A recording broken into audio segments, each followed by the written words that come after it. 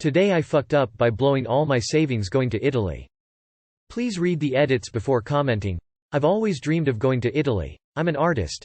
21 female, love galleries and art, and it seemed like a dream for as long as I can remember. I'm from the UK, so totally aware of the Paris syndrome etc., and wasn't expecting to be blown away by anything other than the art, but I hate it here. I've been in Verona for 2 days and then Venice for 2 and supposed to be here till the end of the week.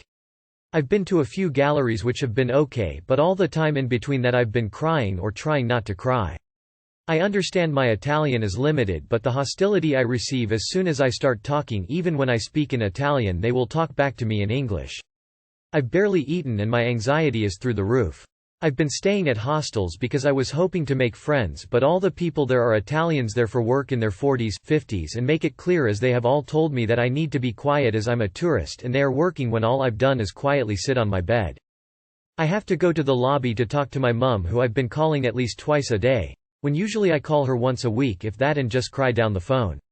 I've waited all my life for this, spent all of savings, and it's not been worth it even for the art. I don't think I've ever felt so sad and alone. Too long did not read. I'm in Italy, I hate it, and now I'm broke. I spent a lot of savings to go traveling for the first time. I'm stressed and upset and struggling to settle due to my anxiety. Edit. Age. Edit 1. Thank you to everyone who's commented, even though some were brutal ASF. It's my first time traveling and my first time traveling alone. I think I thought I would be put in a situation where I had no other choice but to come out my shell, and instead it's made me regress, terrified to do anything. I totally understand that the culture is different and didn't even think about the fact that in Britain workers are literally forced in their contracts to be happy and friendly. Lol. Yes, I work retail. I have always wanted to travel and enjoy my time alone, but I'm feeling very deflated and like a failure. The lack of sleep and food also is probably making things worse. I grew a pair though, and I'm currently drinking a coffee and having a nice sandwich by the Canal RN. Probably going to try pick up a sketchbook so I can explore and draw without feeling as awkward, and try to take in my surroundings more. Edit 2. I'm not good at explaining myself. Italian speaking English to me isn't hostile, it's obviously really helpful, it's the change in attitude they immediately have. Not everyone obviously, but most will be laughing and talking in Italian to others when I enter and I say ciao and they greet me nicely back, but then when I usually say hello in English to let them know I'll probably need to order in English, they immediately change tune. It's hard to explain, but they go cold. Again, maybe it's a cultural thing, or I get the FFS another tourist feeling. And they're just doing their job, but it was off-putting the amount of times it has happened and made me feel unwelcome. Probably a culture shock from expecting a social aspect from cafes the way they are in the UK, which had left me feeling more lonely and anxious, but looking at it now and talking with people on here, I think I'll just need to get better at getting over it, I guess. I also totally get that speaking another language can be hard, take concentration, and I've probably mistaken that for hostility. Edit. 3. I've pre-booked my hostel and a gallery for every day, so I can't really jump on a train and go as they are non-refundable, and I'm excited for the galleries, can't afford to waste the money, so gonna stick it out. The hostel is only a bed to sleep in at the end of the day. I genuinely did think I had researched everything enough, and the hostel marketed itself as for tourists with a common room and thousands of reviews from people saying it was great. Might just be the time of year I've decided to go that the clientele is different. Final edit. I didn't expect this to blow up, and thank you for all of the helpful messages. I'm self-sufficient and have struggled a lot in life due to shitty circumstances, but this trip was something I've always dreamed about and I spent months planning. As stated, I didn't expect to be living in a Netflix rom-com. I'm an introvert and wanted to spend my time alone doing the things I wanted, hence why I came alone. I'd hoped to have some chats with locals or people in the hostel as my max socialization, but didn't expect much, especially not lifelong friends. However, I've struggled more than I thought and had a few interactions that made my anxiety skyrocket and hyper-analyze all my other interaction. I will also now say, ciao, parli inglese. This is my first learning experience traveling, and I've certainly learned a lot and reached fuck it level. This was intended as a venting post, but I forgot Reddit is full of dickheads, just tough love, I guess. Hey, you're in Italy. Take some pics. Go find the touristy places and snap pics. I once blew 11k of my local currency to do a Europe Contiki. I too was miserable for the first 2 weeks. Crying. And calling home. But then I got over it, and now 10 years later I'm glad I did it. Money can always be earned. This moment of yours. is forever etched in your psyche. Even if it's to go get a cheap ice cream at a touristy square, do it. By the way, I was left behind at Pisa. Fucking scary. Today I fucked up by quoting Lord of the Rings. Too long did not read. At the bottom. Am on phone etc etc. I honestly think this is still very funny, but I'm in a lot of trouble. My husband and I have been trying for a baby. It hasn't been working out. We haven't gone to a doctor or anything yet, but things have been disappointing. As a result, baby making time can sometimes feel a little like a chore. Not that we aren't attracted to each other or anything. It's just that checking my ovulation and planning out special time means that I'm not always feeling totally into it. So obviously, the bedroom can have different vibes, and today I was in a silly, goofy mood. I had reached a point where the big event wasn't going to happen for me. I'm trying to keep this as PG as possible lol. But, I always say that it's a lot like pizza. Even if you have bad pizza, you're still happy to have pizza. Anyways, when my husband was ready to deliver the goods, if you will, I had a thought pop into my head. And that thought was of Sam at the top of the stairs leading to Mordor in Return of the King. He offers to help Frodo by taking the ring. So basically, right as my husband reached the finale this morning, I laugh and say, "Share the load." Like I do a weird accent and everything. I'm still laughing. It was a funny joke. He was very unhappy with the timing of that quote and left to work out without talking to me. He texted me later telling me how weird it was to say that. I was disrespectful, it's just not the right moment. I concede all of those points, it was a mistake. But, I didn't mean to make him feel weird, I just wanted to lighten the mood. Too long did not read. I shout, "Share the load." From LOTR. At the same moment my husband is about to try to impregnable me. He's not talking to me and wants to take some time off trying for a baby. Edit. I really thought only like 10 people would see this and think it was funny. Thank you for the awards and comments. There are some very funny jokes and gifs in the comment thread. I won't reply to probably anyone, but husband and I talked it out and we are laughing about the whole situation. I think we will take some time off trying for now, but if this was the one I will definitely have to pick out a shire name for the kid, right? Thank you for those that shared their fertility journeys as well, it was nice to hear that we aren't alone. Next time try a Gollum quote about wanting it raw and wriggling. If it's feeling like a chore then you should absolutely take a break from it. This is how you get a baby with hairy feet. He didn't bust immediately upon being reminded of Samwise Gamgee? You've got to take the humor where you can find it sometimes. My top moment in IVF was walking into the clinic and Sexual Healing was playing on the radio. So, this would have certainly ruined this attempt to get pregnant for me, because I'd have been laughing too hard to share the load.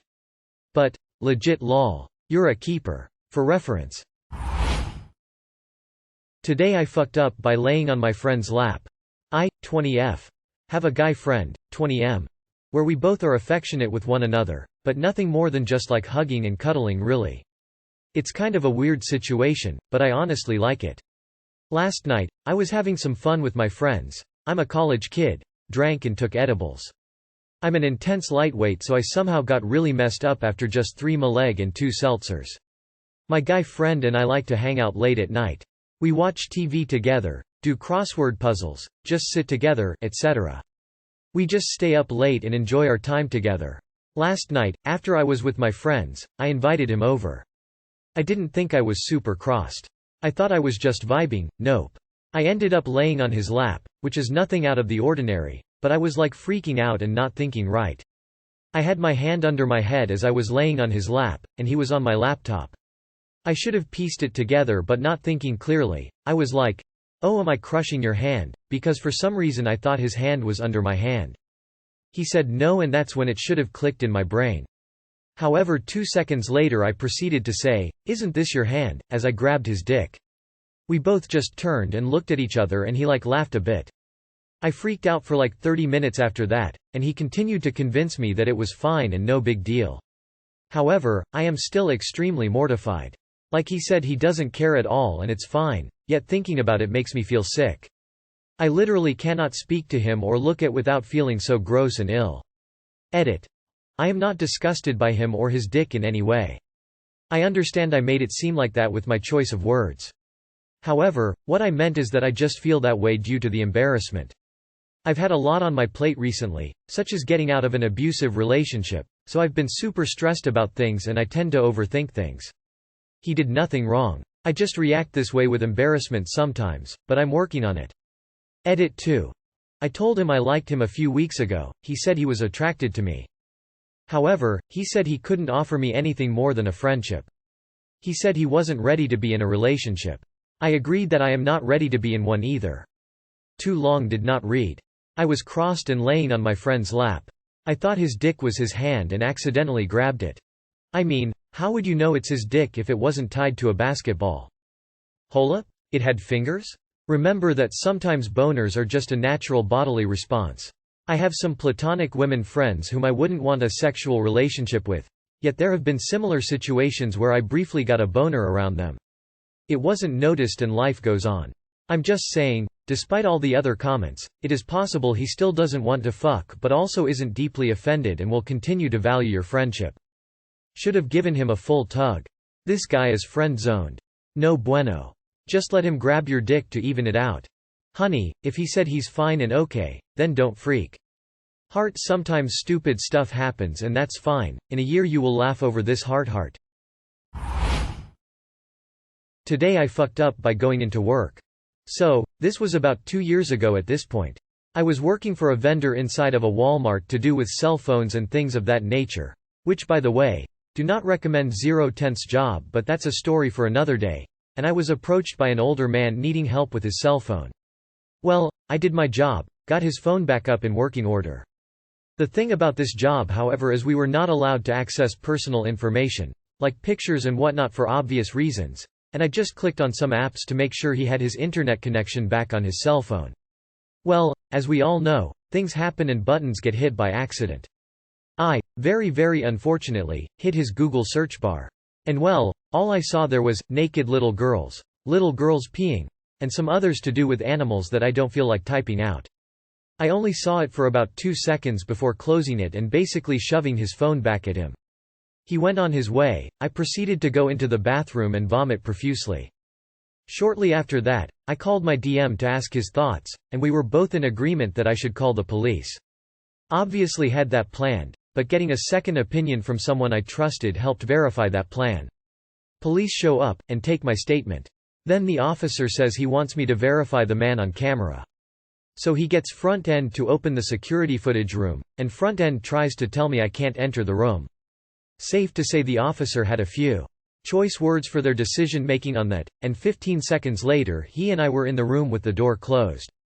I was able to identify the suspect on camera, and I later found out he was arrested. Too long did not read. I experienced a pedophile at my old workplace, was able to identify him, and got him arrested. This was not a fuck up at all. You just helped get one of those sick fucks caught. Good on you for reporting him. I'm not sure this belongs in this sub at all. Like, well done to you mate, not trying to discredit you, but you didn't fuck up in the slightest. You got a pedo off the streets and hopefully behind bars, quite the opposite of fucking up. How about posting in, off my chest instead? Was he a frequent customer? How did they catch him? Anyway, good he was arrested. My wife was a manager at Best Buy for 8 years and, multiple times, she had to verify what Geek Squad found on a customer's computer and then call the police. Considering they arrested him, police must have had evidence of a crime beyond what you shared with them. Not a fuck up at all.